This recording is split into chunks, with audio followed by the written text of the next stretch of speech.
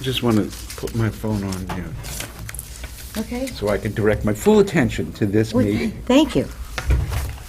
Okay, we're going to, it's 6:35. We're going to be bringing the Government Operations and Ordinance Committee meeting to order.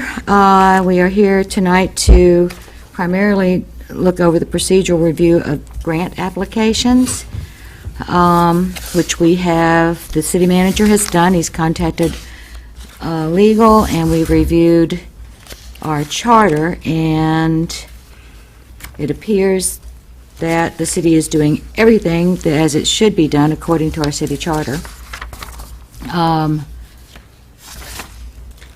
Would you like to cue us up a little bit more on this, please? Sure, thank City you, Manager? Counselor.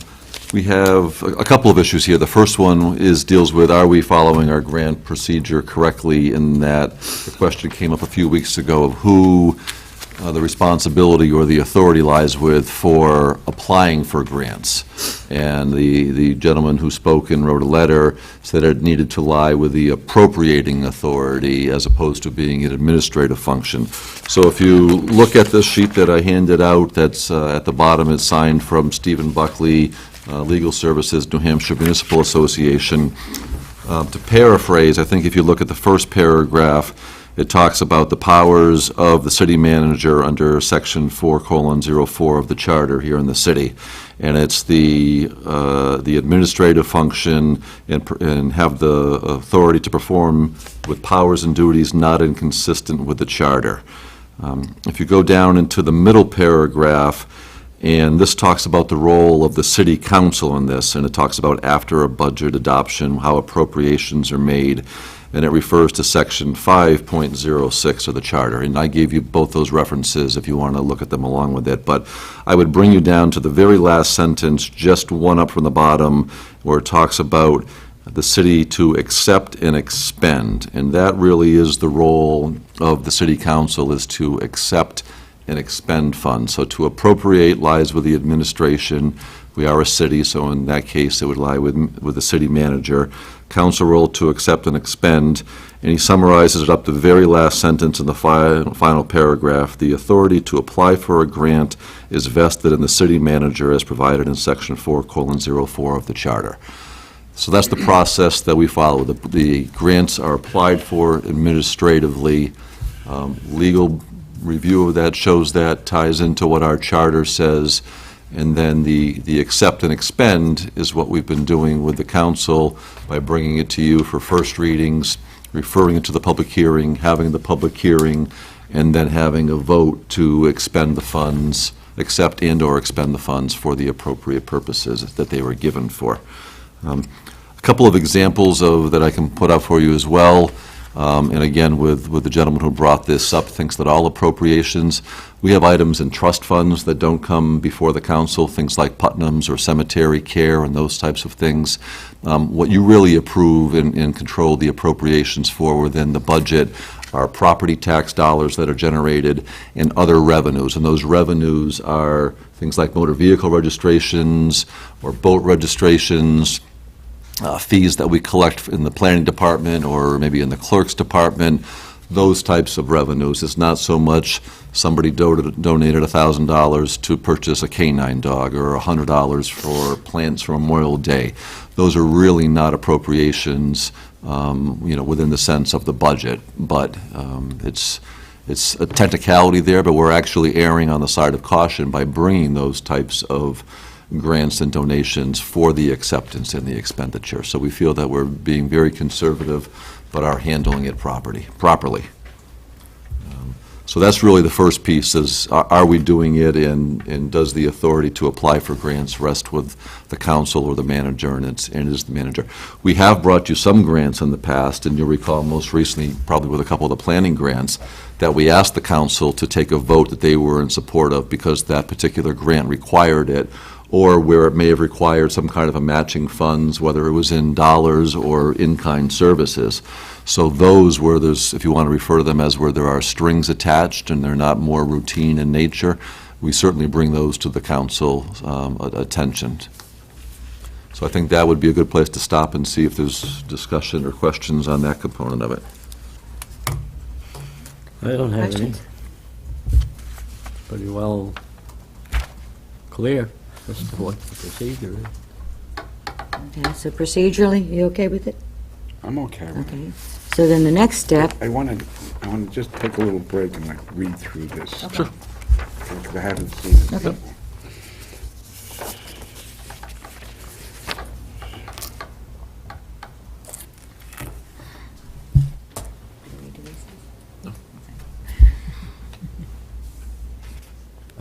Are we on TV?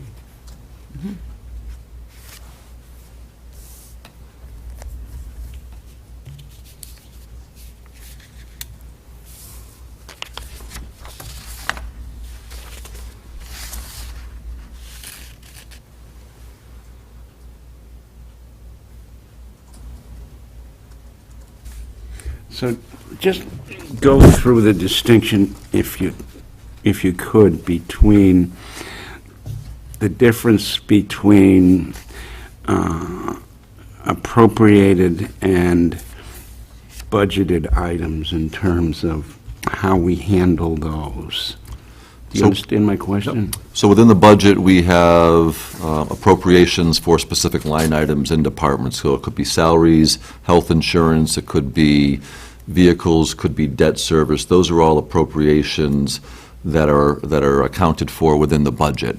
And we also account for revenue, meaning property tax dollars, and other revenue that's tied to a governmental source that we're anticipating. So vehicle registrations, boat registrations, fees that the city may charge.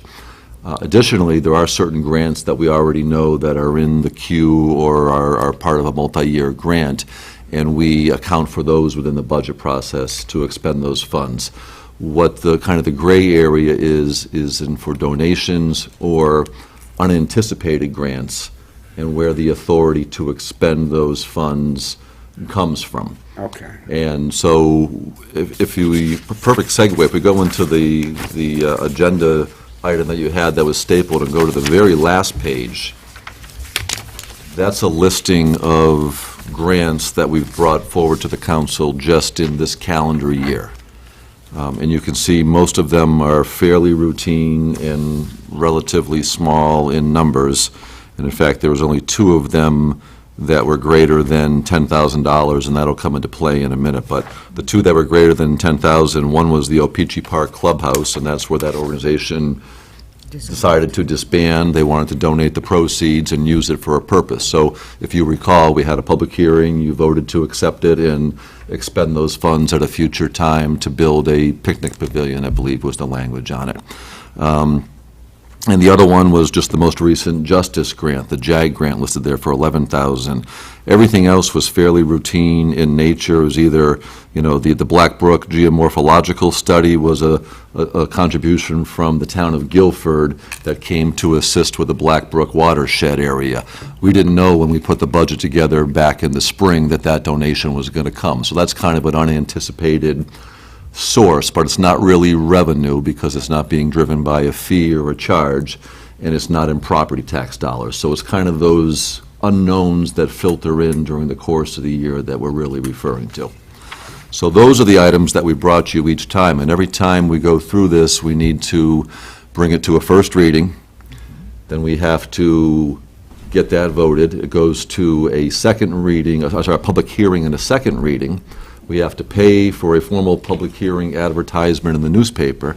And in some cases, you can run into some expense.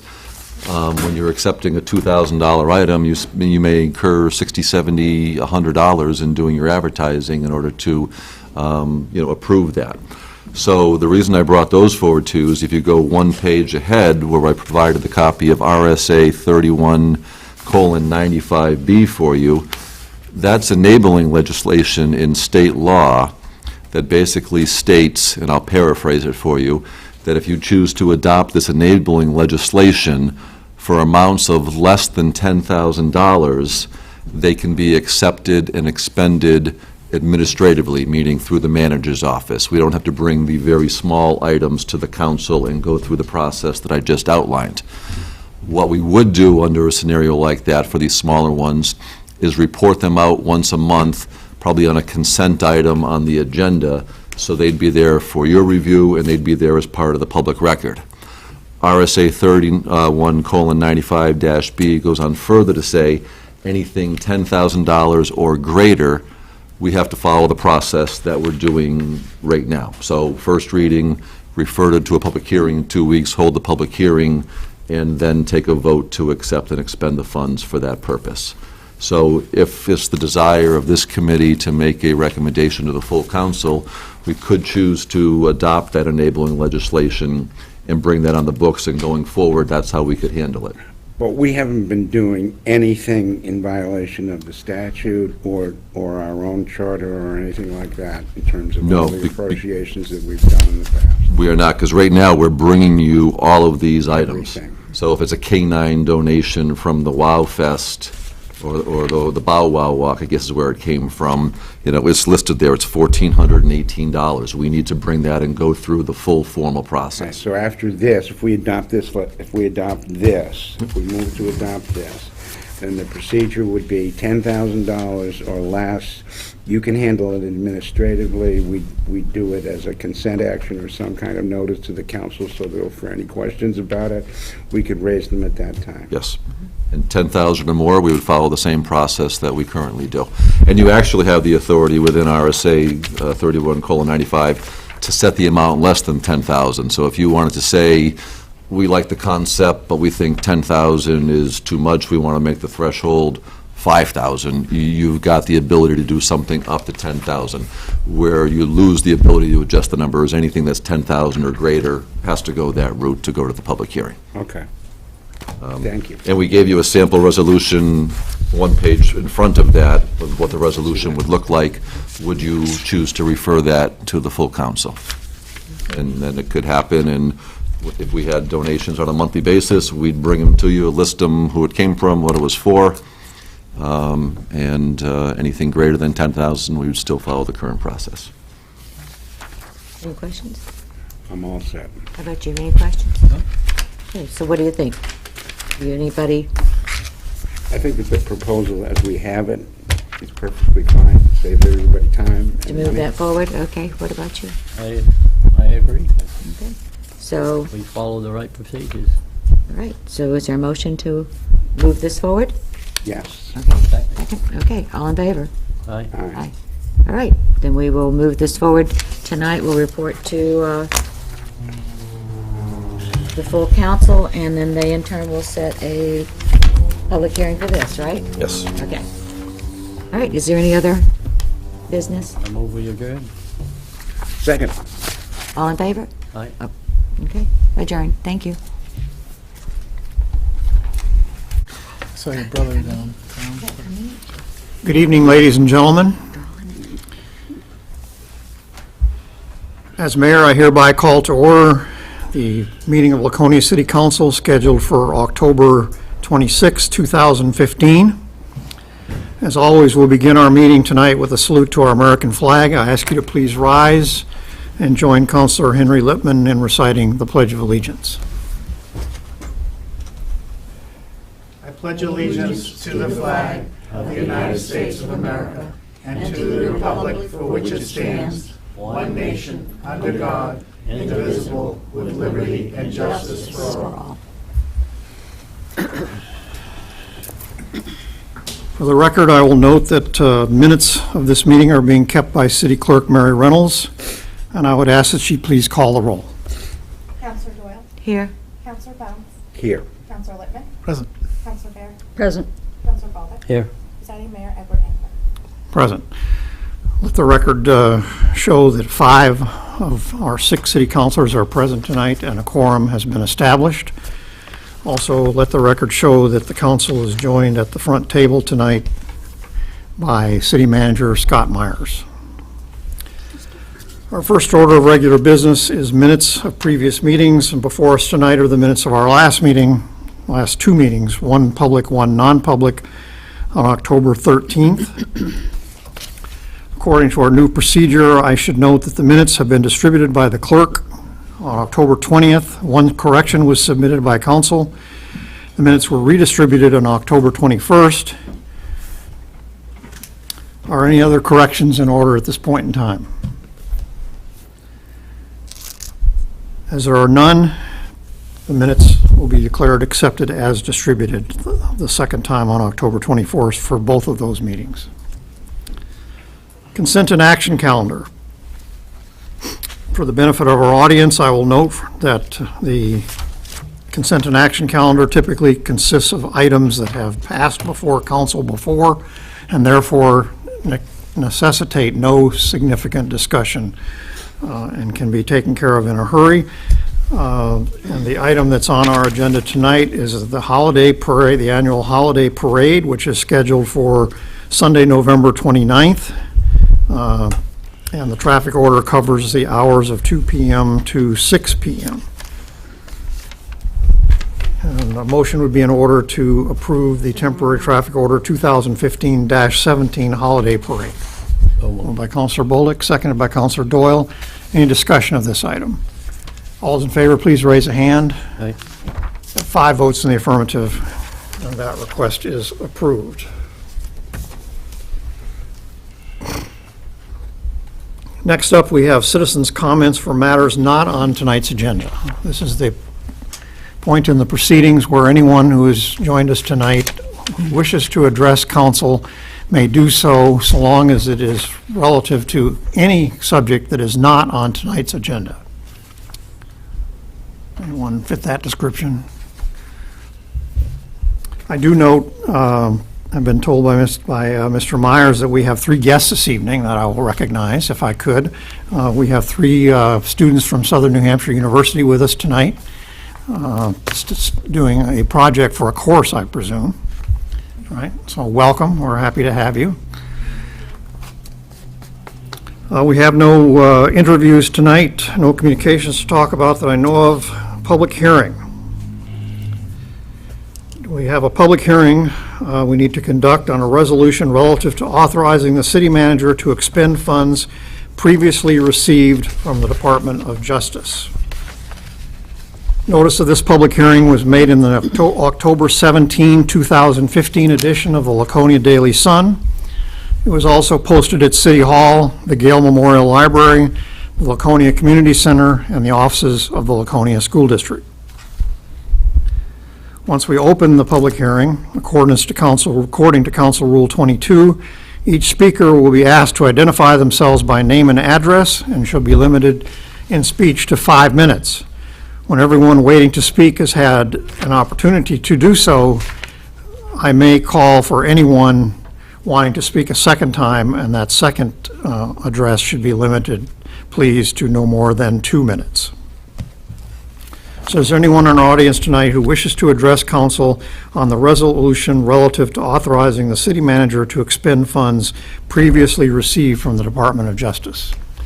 I'm sorry, I should have technically opened the public hearing at 4 minutes past 7. No one? Okay, I will declare that hearing closed at 5 minutes past 7. Next up, we have a resolution, another public hearing, that we will call to order at 6 minutes past 7. A resolution relative to authorizing the city manager to accept and expend funds from the State of New Hampshire Department of Justice. This is state as opposed to federal. Notice of this public hearing was made in the October 17th, 2015 edition of the Laconia Daily Sun. It was also posted at City Hall, the Gale Memorial Library, the Laconia Community Center, and the offices of the Laconia School District. Again, anyone who wishes to address council on this matter is asked to identify themselves by name and address and limit their speech to 5 minutes. After we have heard from everyone who wants to speak, if someone wants to speak again, they would have another 2 minutes. Is there anyone who wishes to address the council tonight on a resolution relative to authorizing the city manager to accept and expend funds from the State of New Hampshire Department of Justice? Chief? Did you have your hand up, Chief?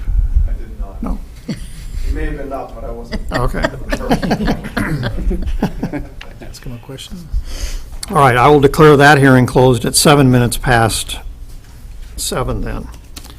And we'll move on to presentations, and we have one tonight, and I guess I should ask if any of these people are here tonight.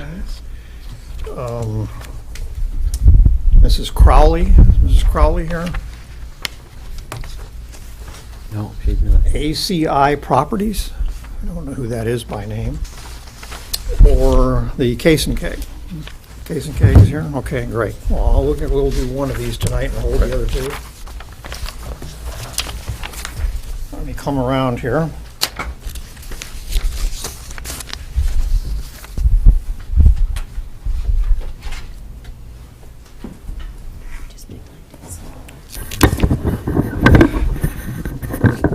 The Front Porch Awards, as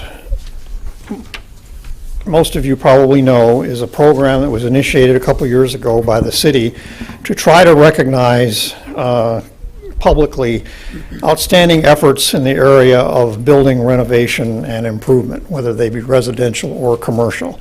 And from time to time, efforts like this are called to the City Hall's attention, and they go out and take a look at projects and try to take before and after pictures and the like. So anyway, we have a very special one tonight, and that is for the Case and Keg store on Union Avenue, which I think most of you probably drive by more than once. I know I do, coming to and from work every single day. So I've been paying a lot of attention to what has gone on there and the tremendous improvement, not only to the exterior of the building, but to the interior of the building as well. So on behalf of all your fellow residents of the city of Laconia, I would like to present you with this Front Porch Award for the work you have done. Thank you very much, and congratulations. Thank you.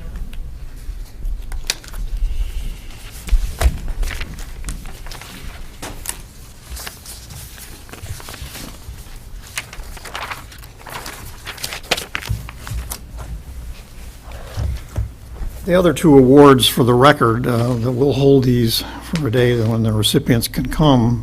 One was to Mary Crowley of 29 Mass Avenue in Lakeport, and the other one was to ACI Properties for property located, a home located at 81 Pine Street. So those are the other two awards, and hopefully those folks can join us at a future meeting.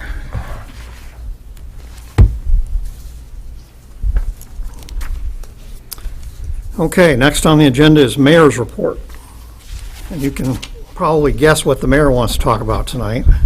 But before I get to that, I should remind everyone that we have a municipal election coming up the first Tuesday of November 4th, I think, is it? Third. 3rd? Sorry, I got a calendar right in front of me. Which is Yes, next Tuesday, November 3rd. Next Tuesday. Yeah, we have a week. And to remind everyone that the polls will be open, we have put out the polls will be open from 8 a.m. to 6 p.m. in all 6 wards. So everyone make a note of that, and that's the normal poll opening and closing time for a municipal election as opposed to a federal election. And would encourage everyone, obviously, we don't have a lot of contested races on any of the ballots this year. All the city offices, school board offices, and the like, police commission. We don't have a lot of contested races this year, but we still, I would personally urge everyone to join the council at the polls in your respective wards on Tuesday, November 3rd. And then, obviously, want to talk briefly about the Pumpkin Festival, which, unless somebody's been living in a cave, knows happened on Saturday, and by any measure, I believe was a resounding success, and could probably go on forever about just how important it was to the city and to businesses in the city and to the people of the city. On the business front, I have heard firsthand from any number of businesses that they had never been, even ones that were not exactly located at what you would call ground zero, did more business on that day than any other day in their history. So that's a pretty remarkable achievement, and sometimes in multiples, like more than twice as much as they've ever done in a single day. So another thing so from a business standpoint, it was obviously a tremendous success. secondly, from a personal standpoint, of all the good things that could be said about the Pumpkin Festival, and there were many, the one that struck me the most was how proud it made all of us feel. Had more people stop me in the street, Laconia residents, and or call me or email me or whatever and tell me how proud they were of their hometown because of what people put together in a relatively short period of time to be host to that many people. And as complicated as the logistics were from that operation, not only in terms of traffic and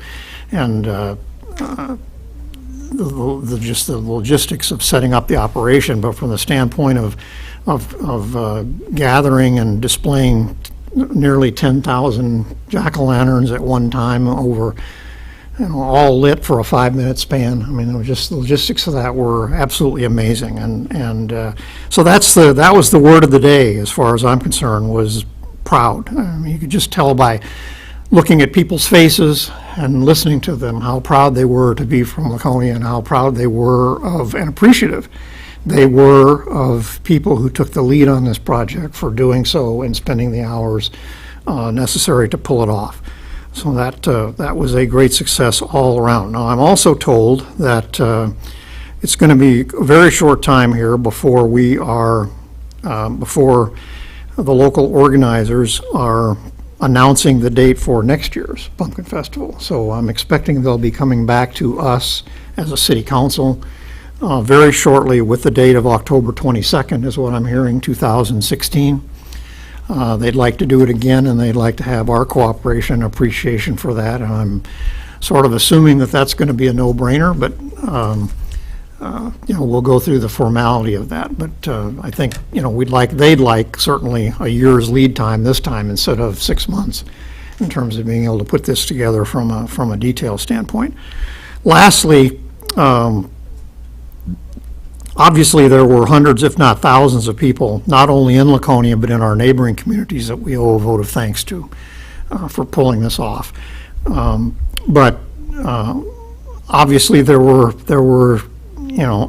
a small handful of people at the real core of this who did a lion's share of the work, took a lion's share of the responsibility. And the number one on that list certainly is Carmen Phelps Guilford, the executive director of the Chamber of Commerce, who from moment number one sent out the very first email saying, let's do this, let's get together. And then not only got people rallied around that, but also took the responsibility through the Chamber of Commerce and took the responsibility personally of doing a lot of logistical work and whatnot and shepherding this thing through the whole process. And it was an amazing job by Carmen, in my opinion, and she deserves to be congratulated by all of her fellow Laconia residents. And the fact that she's a native daughter of our city makes it all the better.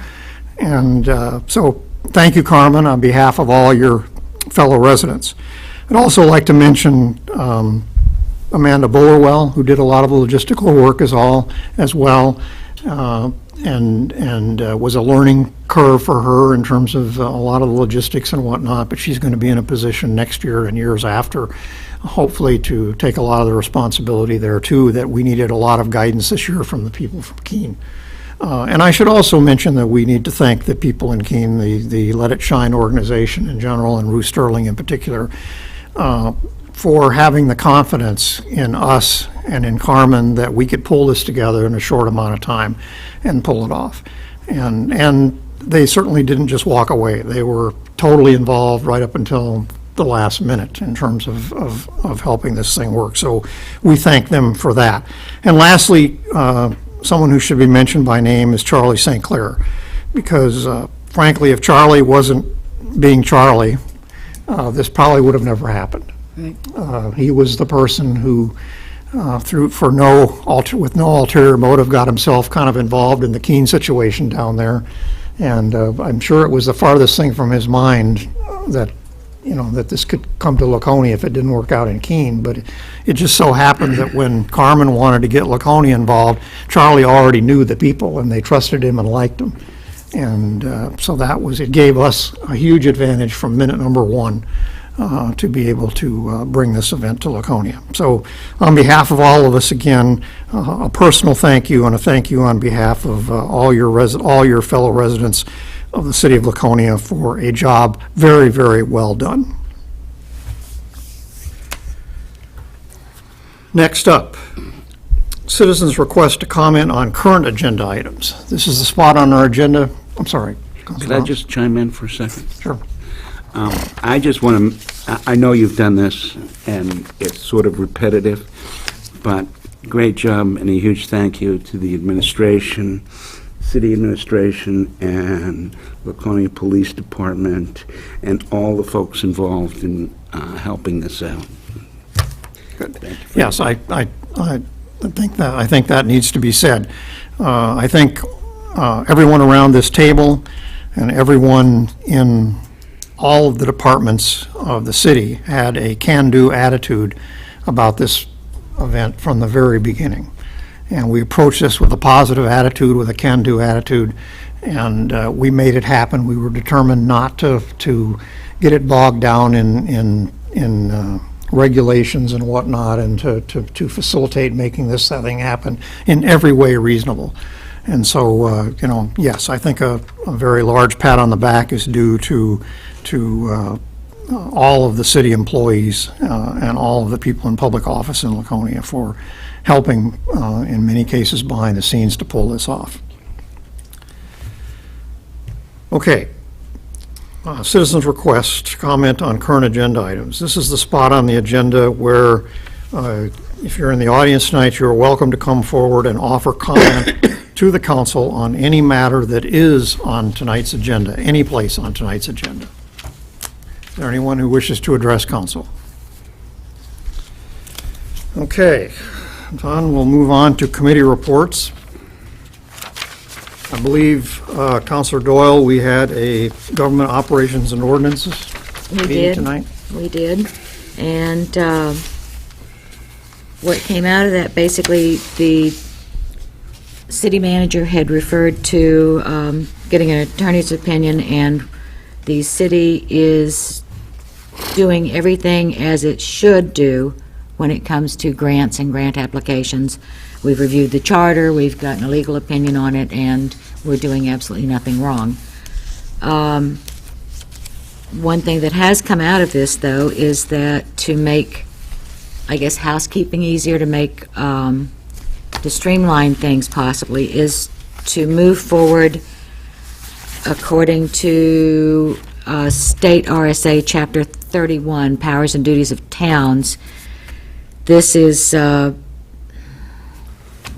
guess, a reg that would allow the city manager to accept grants or donations or whatever in the amount of $9,999 or less without it coming to council approval.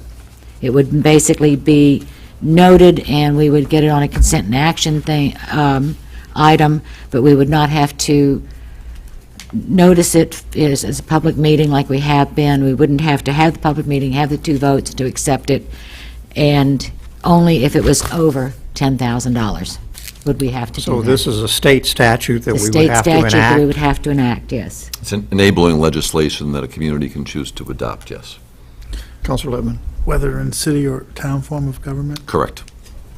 And basically, we have, as a committee, we have agreed to move it forward and put it, Okay, to so do we can that. expect that on a future agenda then? Now, this is accepting a grant as differentiated from appropriating a grant? We went through so accepting and expending it would, what would, under 31:95B, would allow amounts of up to $10,000 to be accepted and appropriated as long as it was noticed in some kind of a public agenda at a future meeting so that it reflected in the minutes.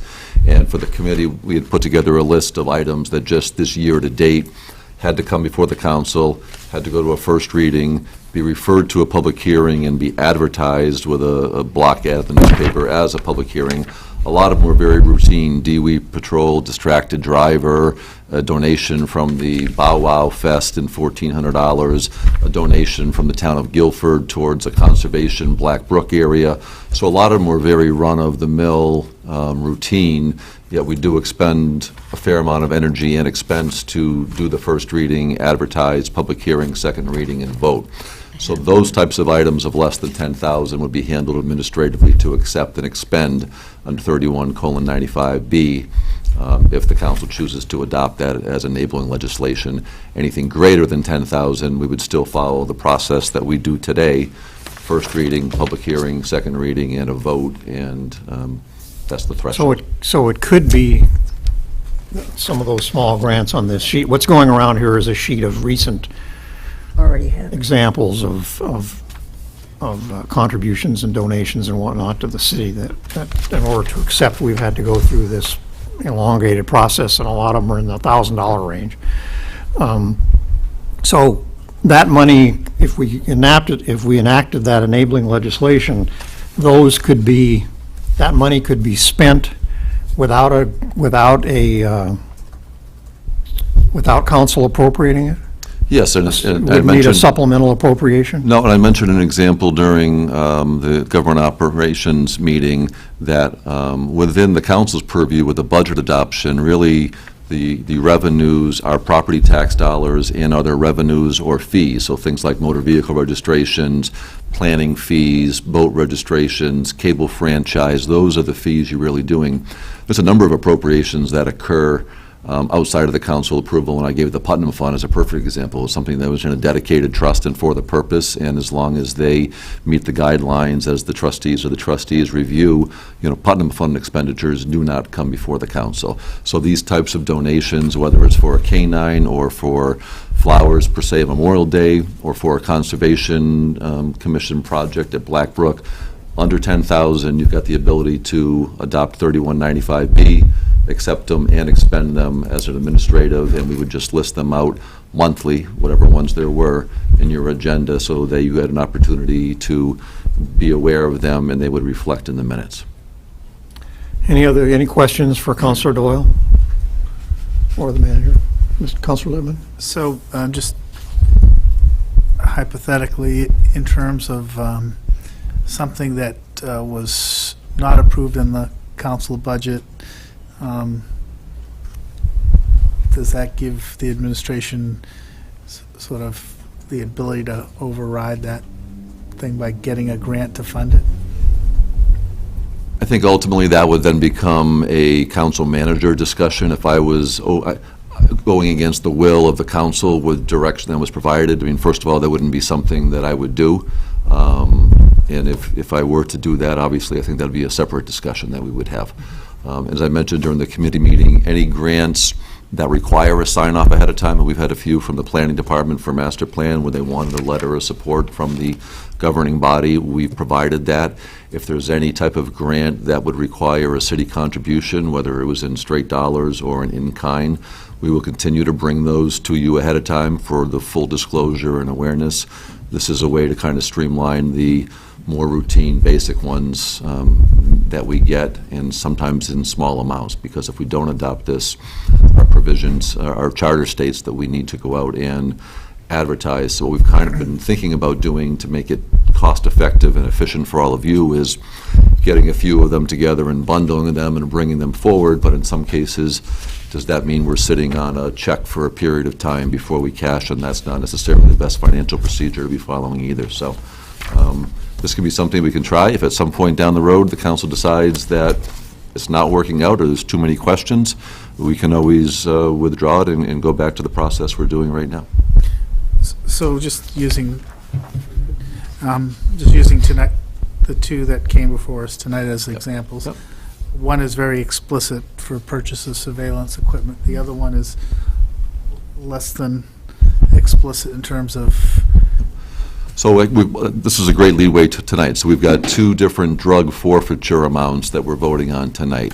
One is already sitting in a special revenue account designated for the federal grant, which is the program it came from. and it was from an operation, a drug bust that was made by the police department, whether we might have been the sole agency involved or we partnered with others.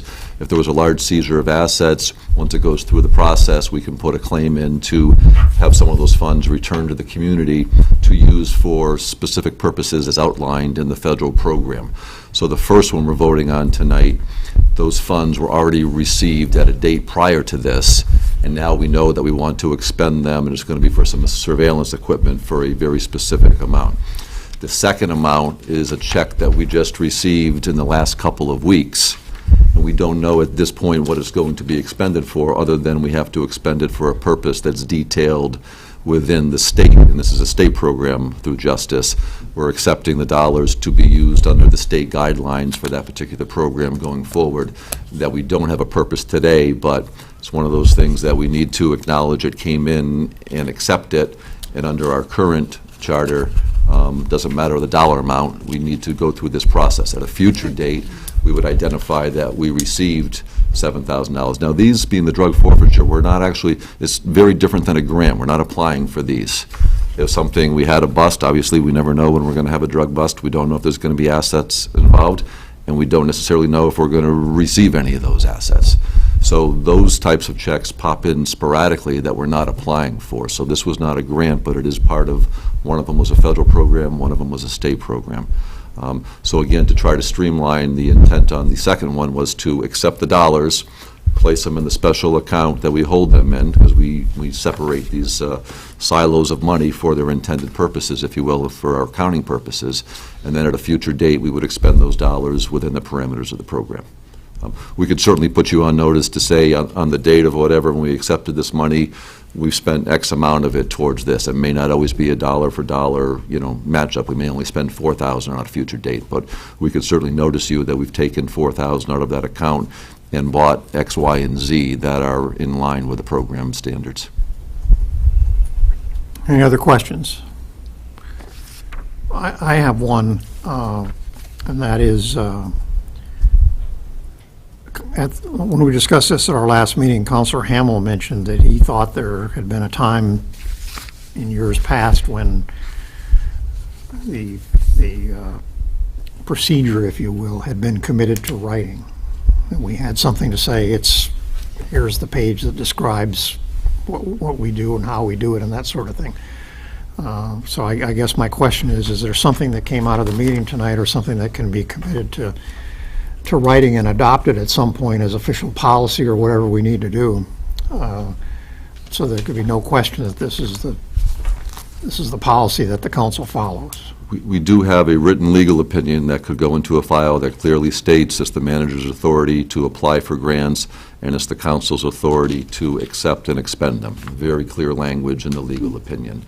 And then beyond there, if the council chose to adopt 3195B, that would tie in that enabling legislation from state law that says we are following the 10,000 and greater and the under 10,000 scenario for how it gets recognized and the process it has to go through. And I really don't know how much clearer. We're doing this perfectly correct and have been. Legal counsel confirms that. Still doesn't mean that somebody may not disagree with that and choose to. So there's two things we can automatically refer to. One is the city charter, and two is the letter from the attorney. Yep. And then if we adopt 3195, that would be a third one on certain Right. dollar thresholds. Okay. All right, so we can expect to see that on a future agenda, that proposal then. Note for the record that We're not going to do that. We won't do that tonight. We won't take that up tonight. it's not on the agenda.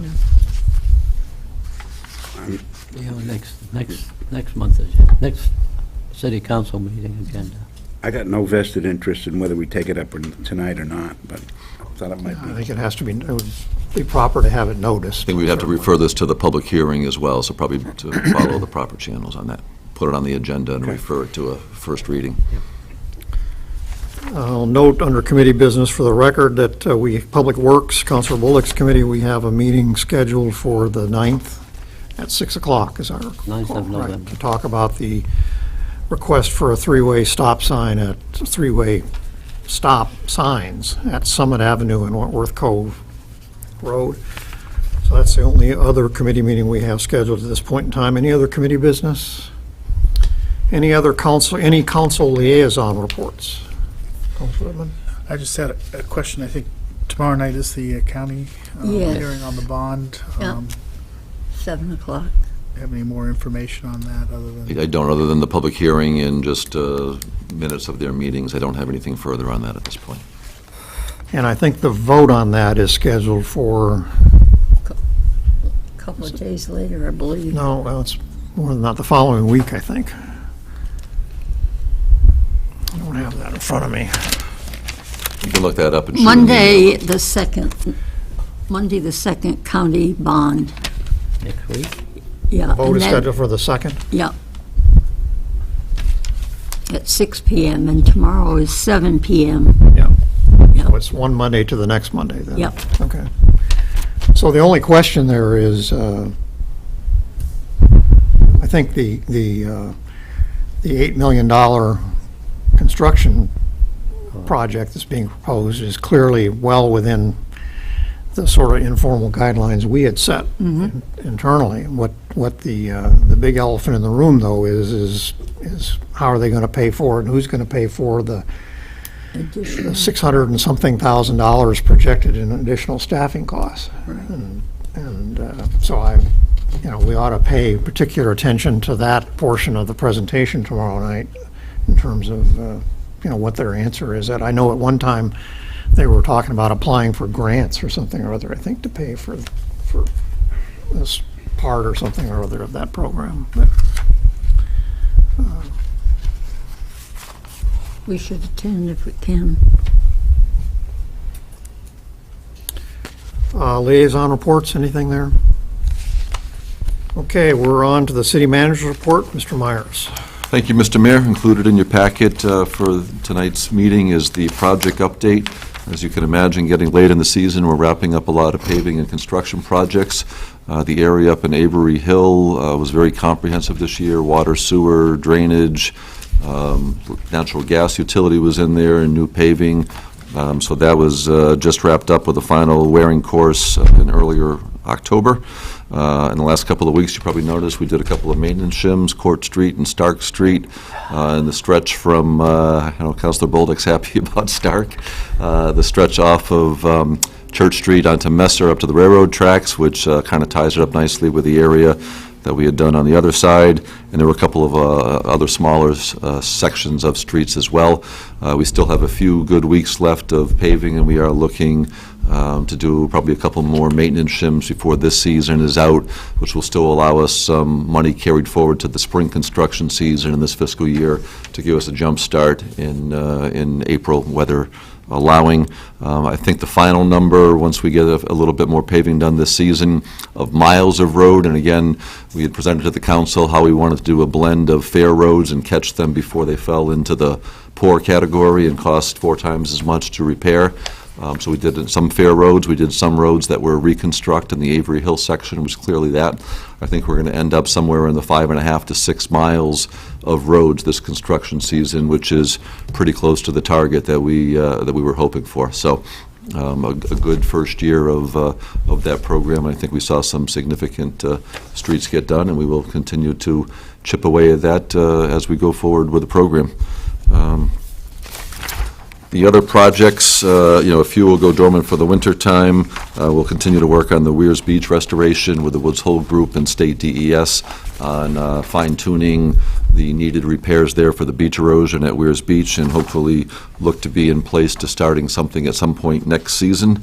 I'm not sure if it'll be in time to do it before the beach season or right at the end, but we certainly already have the funding in place for that. And we're working with our consultant as well as the state to come up with the best solution on that. May I ask, what is does the Woods Hole Group have a target deadline for getting that proposal to us? I think they've got it, and it was in draft form. We've been reviewing it. We've been working with DES to make sure DES is on board with the final design, because if you recall the presentation here, we had everything from wind fences and grasses to groins, extending the jetty.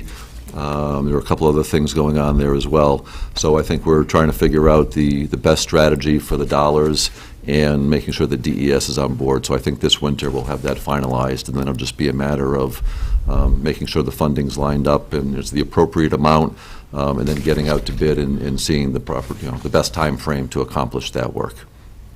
So it's not that we're waiting for the proposal, it's that it's being fine-tuned. It's the draft is done, we review, DES is working with us, with a consultant, so it's kind of a three-way discussion to look at what the best approach is with the dollars available. Are they enough? Do we need to fund something additional? We certainly want to do it right and get the biggest bang for our buck down there, and not necessarily just do it the cheapest way. We want the best long-term effect. So we'll be presenting more information on that through the winter in hopes of getting it underway next year. We all look forward to many more conversations about groins. It's the word that you learn in the job sometimes. Fire station project's coming along nicely. The administrative offices shifted back over there last week from the temporary place across the street. A lot of staff, not only in the fire department, but specifically our IT department for getting computers moved out of the old, moved across the street, moved back into the new, connecting with new phone systems. I know there's been a little frustration with some of the administrative lines, with some challenges here and there. The 911 was never out of service, so we're obviously our focus is on the emergency calls, but administration and the platoons started segueing in over the last few days as well. So now we'll continue work with the renovations of the existing, and still on track for the end of the year with that one. And I just want to echo the comments that Mayor Engler and Councilor Bounds made about the event. The volunteers, the chamber, let it shine. Again, the community and the region coming together. And I certainly want to do a shout out for our city staff. I know I tell you all the time we've got a great group of people, but it really runs the gamut of departments. While police, fire, public works, and parks and rec were at the forefront. Planning, licensing, finance, everybody, code, everybody was there doing their part, and great event. What I was really pleased to see is I came downtown Sunday morning and around 10 o'clock, and it was Spotless. gone. The big scaffolding tower was down, all the trash was gone, there wasn't trash on the street, all the pumpkins were gone. There was a little bit of the wood scaffolding and the porta potties, but other than that, you came through and you wouldn't have known that you had 20 or 30,000 people, there 12 hours earlier. So hats off, and the groups that broke down the pumpkins. So again, it was volunteers and city staff, but it was a great effort by everybody, and you should be proud of the staff that you have here in the city. I know I am. So happy to answer any questions you may have. Questions for the manager? Councilor Bounds. I've got a couple of questions about some of the TIF projects for the downtown. Okay. My first question is, as it relates to the construction of the segment which connects the Beacon Street Walk inside Beacon Street West up to the bridge. Okay.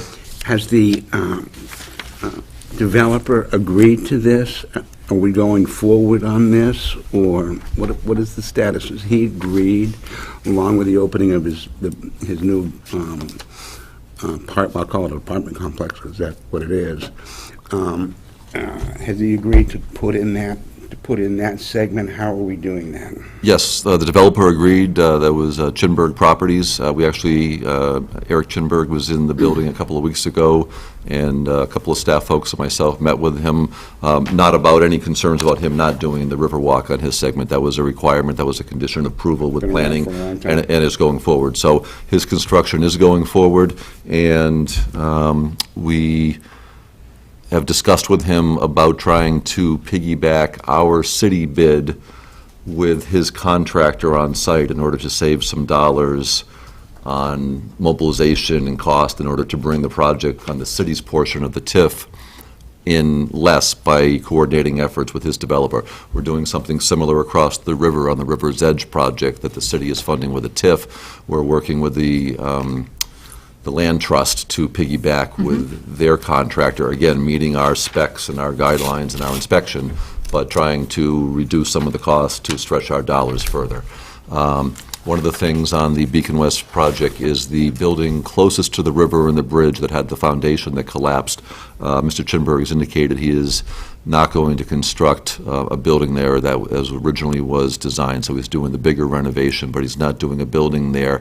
And he had discussions with us about donating some land there to the city, which would be on the Riverwalk side of the property, a little bit separated by a fence or some kind of natural screening from the Beacon West condominium or apartment part of it, but that there would be a spot there, and again, just for an area that was an amenity to the Riverwalk along that area in doing it. So he's definitely got big picture in mind, and I don't know if that segment's going to happen this fall or first thing next spring, but it definitely is in the works and moving forward. Would that not require planning board approval? Would it have to go back to the planning board for that? I don't think for him to not build a building, one section of the project requires, unless it was promised as, I'm not talking about, I don't mean that he has to build a building. okay, I'm just talking about now we're going to build, we're just going to have a sidewalk that spans that area up to the bridge. And wouldn't that, because I assume it'll be in a different place, or I don't know, but I don't know what kind of approvals that expansion would require. I don't think he has to build the building that he said he was going to build, but if he's going to build the sidewalk, my question is, do we need further planning board approval for that?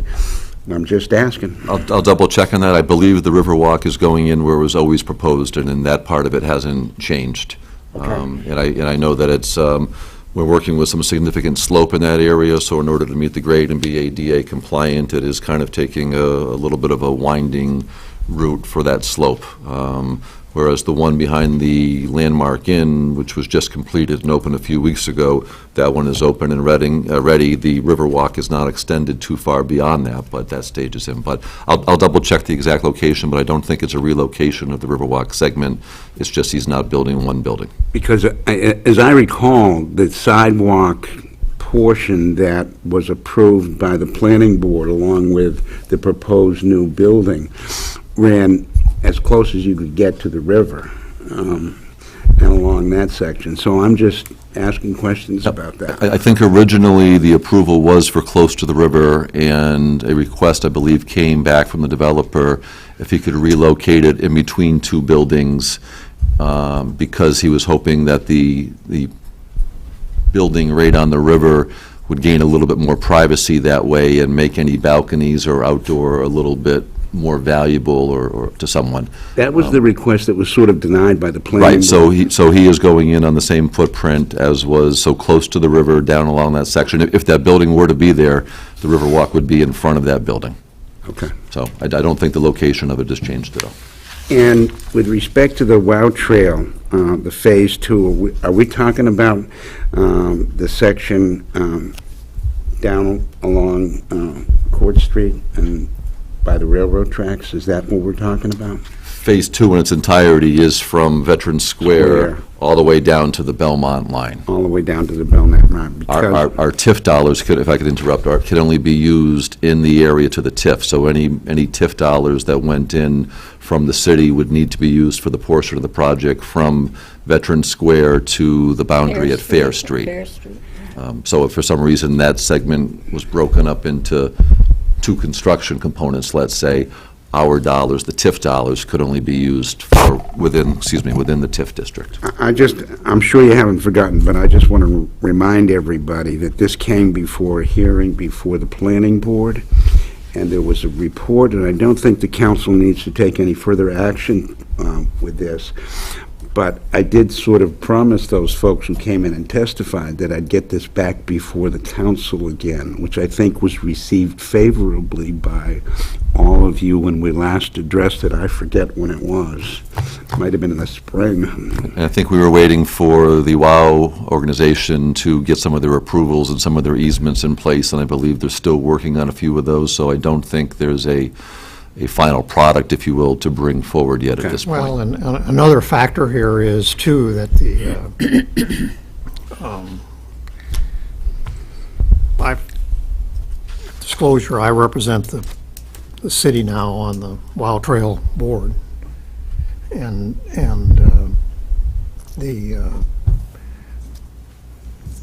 the goal as of right now is to go out to bid on the project as specified before the end of the year. And that's not quite as simple as it sounds or straightforward as it sounds, because until the job actually gets bid, the organization isn't going to be sure it has enough money on hand to pay for it. Well, I just want to be real cautious about this. I'm not So asking there's- anybody to put their pedal to the metal or anything like that. I just want to remind everybody There's some what, difference of opinion, I think, as to exactly where, how expensive the project has gotten or not expensive. And well, when I see the, we won't know that until we see some bids. when I see that construction is expected in the spring of 2016, remember, originally, construction was going to be completed as represented to the former council. 2 years ago or something. A year ago or 2 years ago. So I just want everybody to be cautious about this. There are still logistical issues that have not Okay. been solved. And I think once all those logistical issues have been resolved, that we will get a formal presentation from the Wild Trail Board at that point in time. Okay. Mr. Mayor? No. Well, we're talking about Counselor Bullock. down in back of the hotel here, where the stairway now goes down, there was a section there that wasn't asphalted or cemented, and why is that dirt? I think it's just a needed thing. We got the sidewalk open, but that one section there, so I've got to check with Kevin Dunleavy, who's staff liaison for that, and get the timetable, but I'll get an answer on that They and get made back some to you. patching to the pieces But that they it's that broke. one big square that I saw, and I don't know the answer to you for that. Just wondered tonight. why that wasn't finished at the same time, but I will get back to you when I have that. Any other questions for the manager? Okay, we'll move on to new business. First item under new business is a wedding bell issue here tonight. A request from Caitlin Sullivan and James Pickering to extend the hours in the licensing ordinance. This is the loudspeaker licensing ordinance, I believe, from 9 p.m. to 11 p.m. for a wedding reception at the Margate Resort on July 3rd, 2016. And you have a copy of the letter from the engaged couple in your packet. And the reason this is on the agenda tonight is because the ordinance, as we all know, is as stands at the moment. There is an item under new business. It's on the under old business. It's on the table right now to change the ordinance. And I believe that a change as proposed would have taken care of this. Would have, yes. Yes, and this would have been under the proposed ordinance, this would be okay because it's on the eve of a major holiday. But as the ordinance stands today, it is not okay, and therefore it would take a motion passed by the council to exempt them from that ordinance. I'll make that motion when it's proper.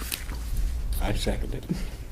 Okay, so we have a motion made by Councilor Littman to extend the hours for use of an outdoor loudspeaker on July 3rd, 2016, from 9 p.m. as outlined in 161-4B of the city ordinances to 11 p.m.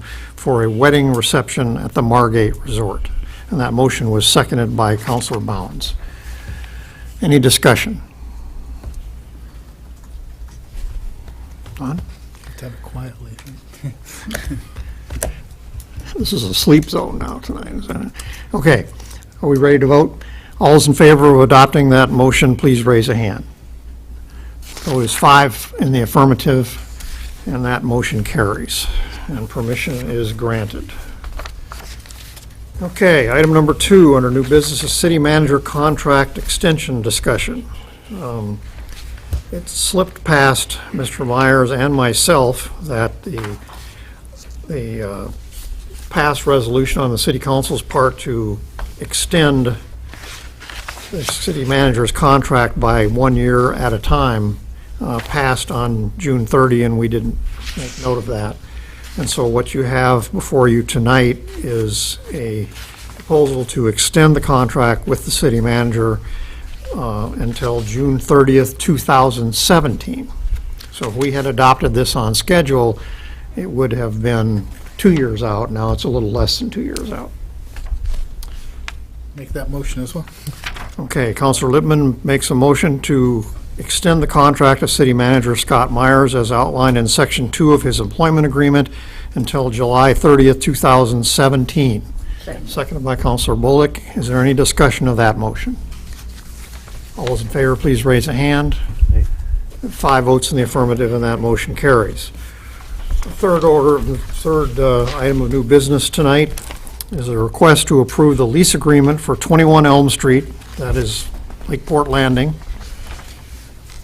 and to authorize the city manager to sign all necessary documents to execute the lease agreement. Before we get to making any motions here, I would ask the manager to update us on this issue.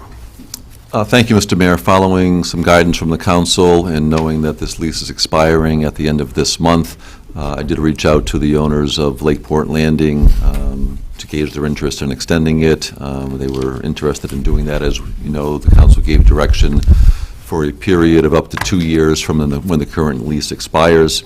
I worked with our legal counsel, and we both agreed that the lease, for the new lease going forward, should as closely resemble the soon-to-be expired lease as possible, with only minor reference changes where warranted. We were working through that, following some guidance I received from you on the Tuesday after Columbus Day, our last meeting. I reached out to the owner of Lakeport Landing last week, forwarded a copy of the agreement to her. It was Wednesday, so it was a fairly short turnaround time. I did let her know that it was our intention to try to bring this forward for tonight and have it be as similar to the expiring lease. I did hear back from her today for the first time, and again, not a knock on her. It was fairly short turnaround time. There were 4 very minor technical, in some case language and grammatical corrections or thoughts that she had put forward. Our legal counsel reviewed it with me briefly today. We don't see anything that's a stumbling block with the 4 more or less housekeeping points that she responded with. So it will be very slightly different than what's before you tonight, but the major components of who's responsible for what, the time frame, the notice, the rent, all of that stuff on every major issue. There is no question, concern, whatever. Literally, it's 4 items. So if you were to approve this tonight, I would just ask that you approve it with technical housekeeping items to not change the substance of it, and I will get you a clean copy as soon as we're able to incorporate that. But on all the major points, there was agreement on both sides. So in the motion itself, we should say agreement in principle, or before us tonight, not including any non-substantive changes, that sort of something like Yep. that? And authorize me to sign on Authorize behalf you of the to sign. city. Yep. But again, the major Now- body of what's here is... For the record, so that people will know, will you brief the public, if you will, as to what the major terms are? Absolutely. So this lease will start on November 1st of this year. Page 1 identifies the same boundaries that were in existence. The term is for a period of 2 years, starting November 1st of 15, terminating October 31st of 17. The rent for the 2-year period would be $87.50 per year, payable in 2 installments. That's the rent that they've been paying for the last 5 years. And again, it was done in 2 installments. There's items in there regarding a late fee penalty type of stuff. With 90 days' notice, the lessee may terminate this lease with written notice. As it is right now, utilities and maintenance are the responsibility of the lessee. That will continue.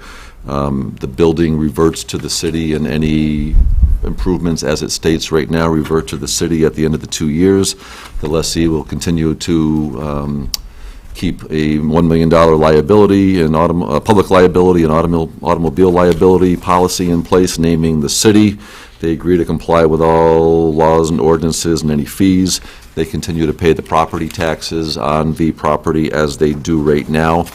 The city has the right, with reasonable notice, if it's a non-emergency situation, to go in and access the building. And again, we would reach out. We are certainly looking to do that on the first day of this lease, to go in and just document conditions of the building at that time.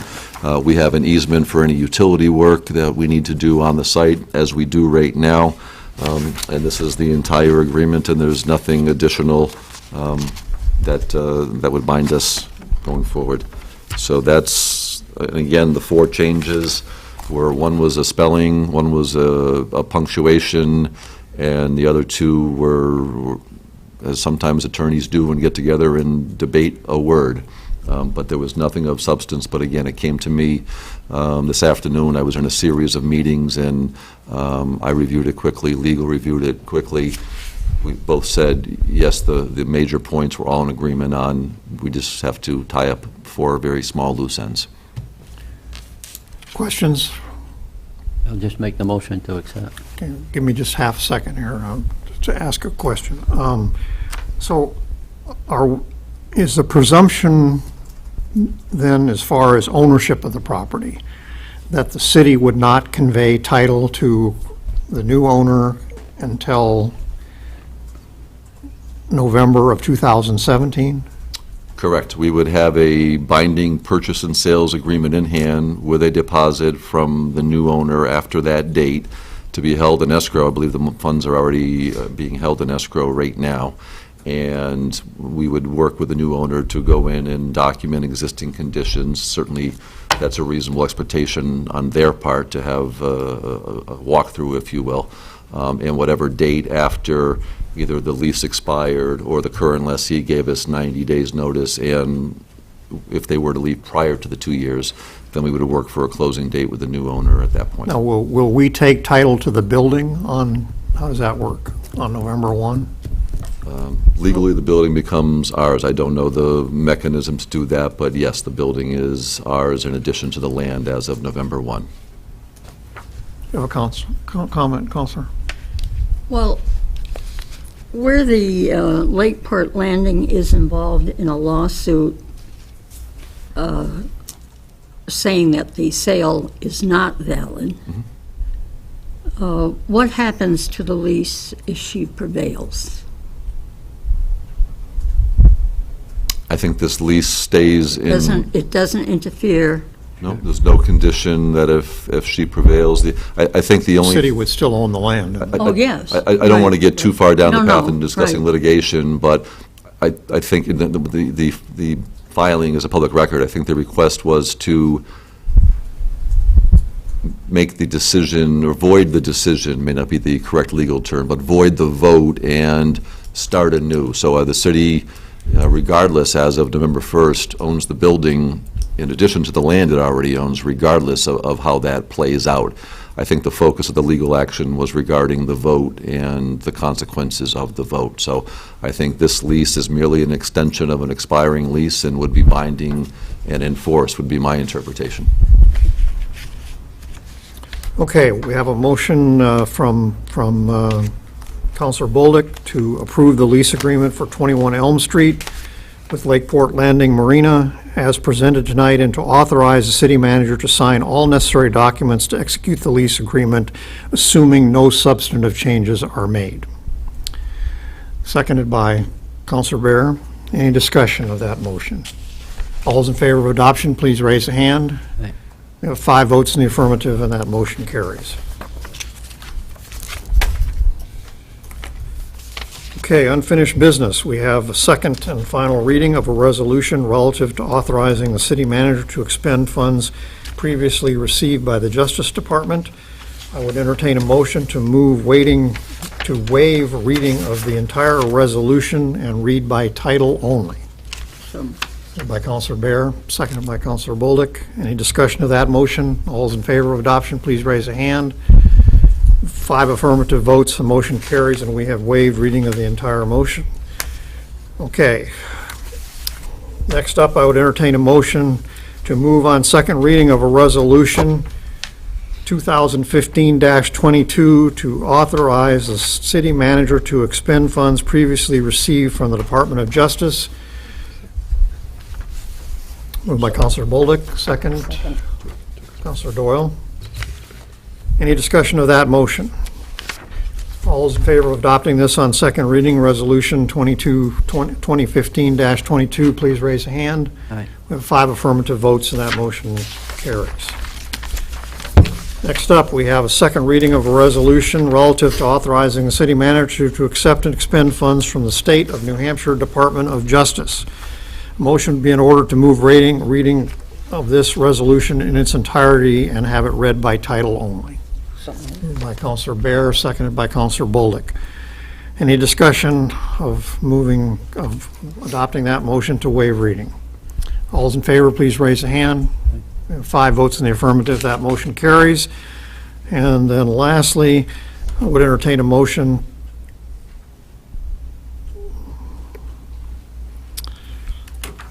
Sorry, there's a I move typo that on we the wording adopt- in front of me. I move that we adopt Resolution 21523, Second reading. authorizing the city manager to accept and expend funds from the State of New Hampshire Department of Justice. On second reading.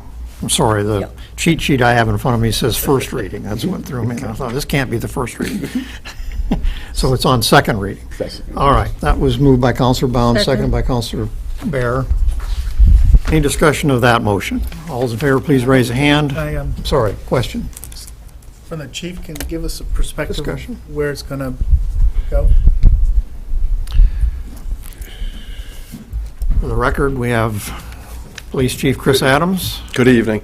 I don't have any specifics. A lot of time, those funds do go towards equipment or to some of our initiatives towards fighting substance or drugs in that area. So That was one of my questions, whether it could be applied towards the pet project that we've been working on. yeah, maybe certain aspects of it, but certainly towards the greater fight against drugs. Will Go ahead. you keep us updated as to how you intend to use this $9,800 and change? We certainly can, yes. If you would, I appreciate that. Any other questions or comments? Thank you, Chief. Okay, we ready to vote? All's in favor of adopting the resolution as proposed by Counselor Bounds dealing with Resolution 2015-23, please raise a hand. You have 5 votes in the affirmative, and that motion carries.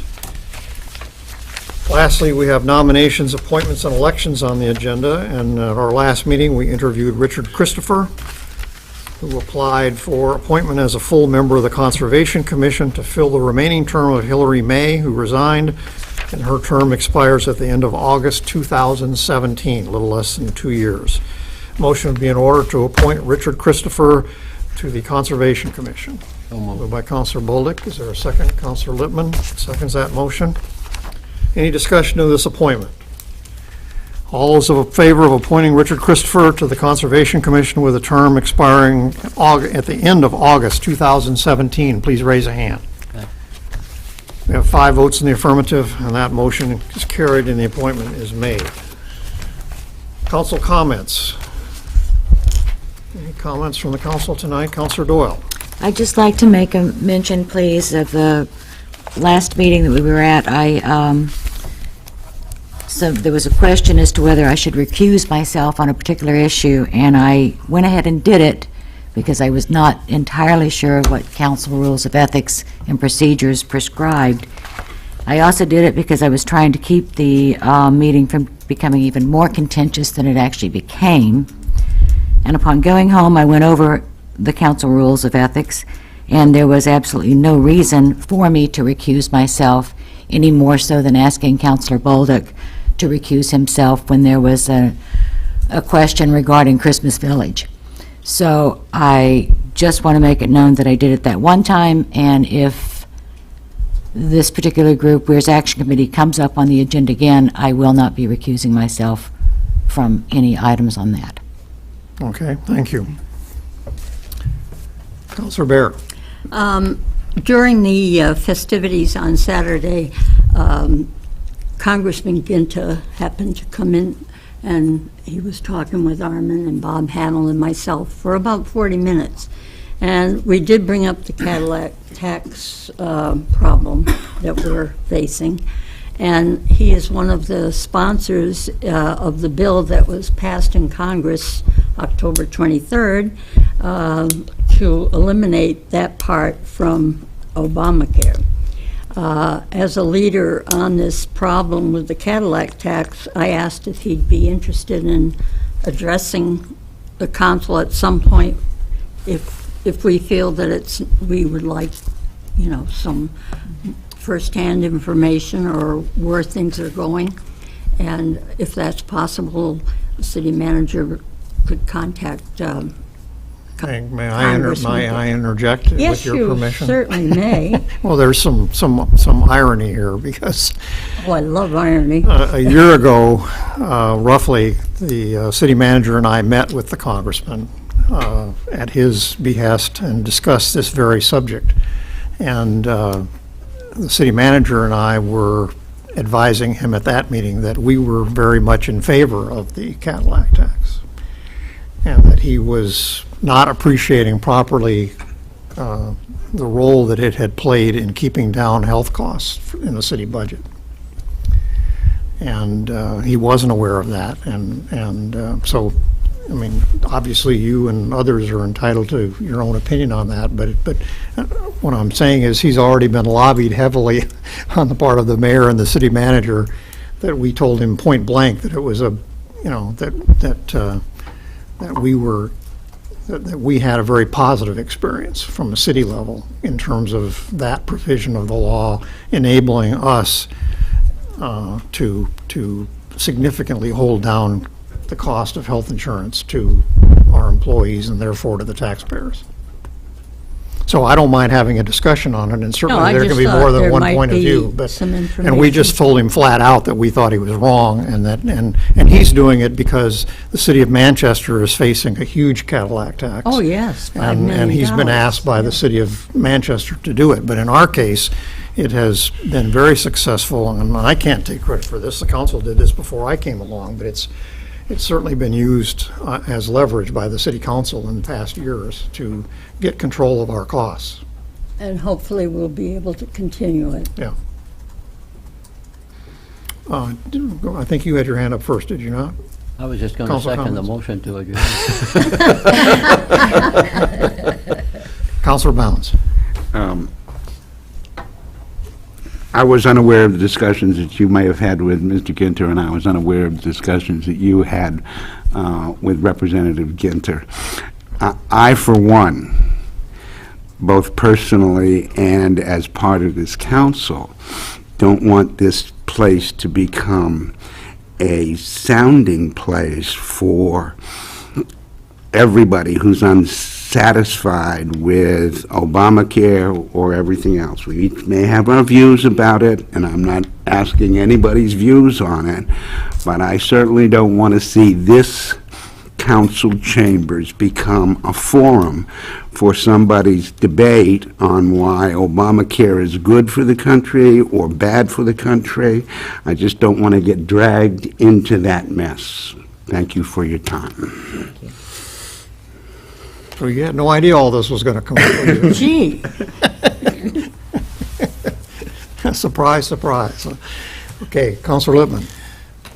I was just thinking about if we could get some, we're into the budget now, we finished a quarter of it in terms of just looking ahead what our planning looks like in terms of planning for the next year. We actually just sent out worksheets to departments to start focusing on that. We are, as I stated at the last meeting, we're 9 months through the year as far as the CPI goes, and we're at 0 for an inflation rate. So there, at this point, is no growth on that portion of the allowed amount of spending on the tax cap. Our new construction value is a few million ahead of last year at this pace, so we'll see where that shakes out. We know that we've got cost of living adjustments and collective bargaining agreements that increase by 2.5% on July 1st of next year for the third year of the 3-year collective bargaining agreements that we have. At the same time, employees are picking up a larger share of their health insurance cost at the same time. And looking at my records, I think late last week to see when we got our preliminary not-to-exceed letter for health insurance rates starting July 1 from our insurance carrier, New Hampshire Interlocal Trust. Last year it came in the first or second week in December. So in another 5 or 6 weeks, we should have our not-to-exceed rate. Again, about with the size of our group in Laconia, about 50% of our rate increase or decrease is based on our group and their dependents and their actual families. The remaining 50% is made up of similar groups like us who are in the pool. So if you're of a group of about 1,000 insured lives, most of your rates reflect your actual performance. We're able, if you want to look at it that way, to control about 50% of our rates by our user group. So we'll have at least a not-to-exceed rate, and just as a reminder, when the risk pools for the insurance are setting the rates, they're doing it, and they're working on them now, obviously, if we're going to get a number in the first week in December. They've still got 7 months to go in the remainder of this policy, or it's our fiscal year, it's their health insurance policy year. And then they're insuring the group for an additional 12 months beyond that. So they're trying to look into the crystal ball and make a forecast now for a period that isn't going to end till about 19 months from right now. So they send us a not-to-exceed rate, which means if our performance as a group improves from December until they make the final rate setting in somewhere in the April timeframe, they will reduce our rate for us. If our performance deteriorates as collectively as a group, our rate will be no higher than that first letter that came to us for the not-to-exceed. So we'll start with that number. There is no retirement system increase for this July 1st. That happens every other year. Yeah. So we had the increase just a few months ago.